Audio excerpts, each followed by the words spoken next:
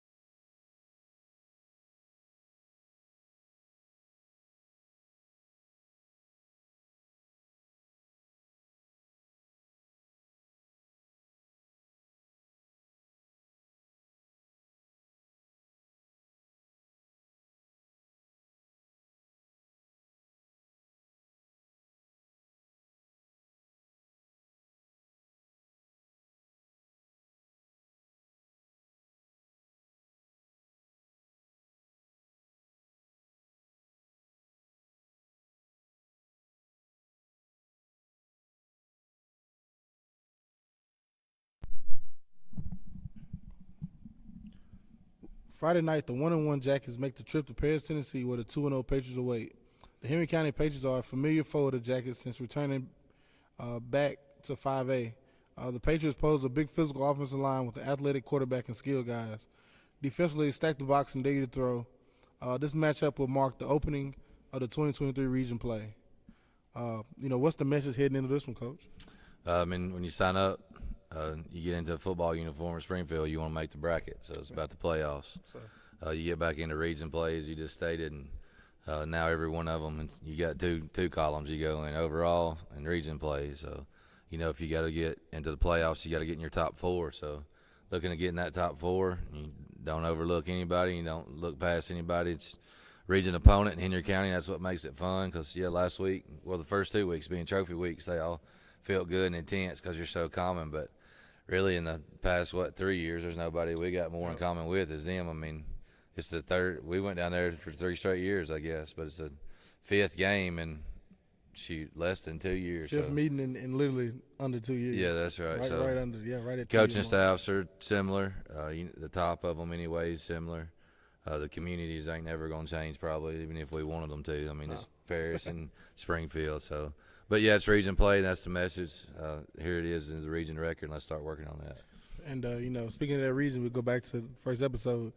In my opinion, the hardest region since 84, 85. I can't remember for sure, but by far the hardest region we've been in. And like you said, it starts Friday, and we're taking a team up there that's just got what we got this past Friday night, and we're speaking of fight. We ready to see these guys how they handle adversity, how they come up to the next game, and I'm excited to see them.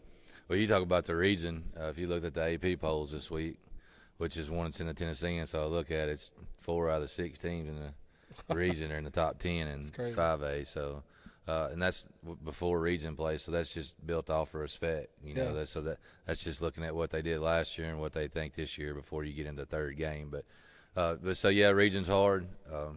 Should be fun. It starts off that night, and it'll be Friday night, and one person will be 1-0 and one will be 0-1. And if you look across the region, the big picture, 3 teams will be 1-0, 3 teams will be 0-1.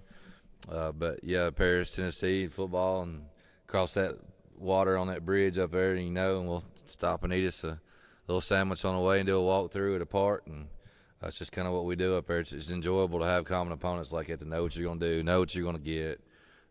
Man, if just like you playing college football, like you can sit up there in those, wherever your booth that you sit in, but on the sidelines preparing for it. I was fortunate enough to play some college ball too, and I didn't play at a lot of colleges that set up for a game like that. It's just freaking fun to be involved in, and those kids take it for granted a little bit, but when they look back on it, they'll be proud that we went down there and they come here in this battle. So just a great football game between the two communities. I look back to my freshman year. We went up there. It was the first team that went up there since I think maybe in the 90s or 80s. We was the first team to go back, and we went up there and we got off the bus and it was like, what is this? And coach literally was telling the whole time, like, embrace it, like, take it in, because this is what high school football is about. Fortunately, now that the way the Springfield football program is, we get that every Friday night, kind of. We get that good atmosphere, that good hometown football. A lot of programs don't get, but it's special to play in games like this. It is. You walk up and you see people tailgating. You walk up to a turf field. You see the big old concrete bleachers. You see students filing in like that. People are hollering at you, like, you can sit there and think, "Oh, shut up," or "Man, that's rude," but shoot, that's fandom. Like that's what fans are, and that's what it's supposed to be. And you're in the middle of it, and they could be booing you one second or cheering for you the next. And the tailgates, there'll be a little group sitting right there on the corner of that practice field. I guarantee you, they there every time you walk past the little ticket booth. And pregame's pretty cool. You get a little sniff of it. But shoot, you go back in there and get your pregame on and come back out. It's like in 20 minutes, the thing's packed. Yep. Sirens are going. They're doing the walkthrough with the announcement of their offense or defense. It's just if you like football, that's the place to be on a Friday night, and I'm just glad we're a part of it. And was it 2 years ago we went down there and fought, got us one. Last year, quarterfinals, year one possession game.